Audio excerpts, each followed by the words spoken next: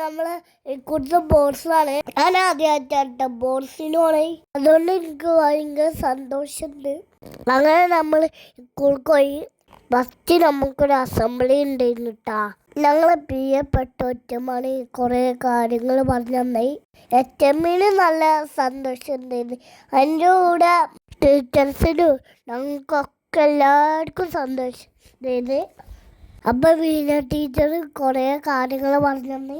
അപ്പം നേരെ പോയത് ഓടാനുള്ള സ്ഥലത്തേക്കാണ്. നമ്മളങ്ങനെ ഓടാൻ നിന്നു കേട്ടോ. ഫസ്റ്റിൻ്റെ തൊട്ട് ഞാനാണ് നിന്നത്. ഞാനാണ് ജയിച്ചത്.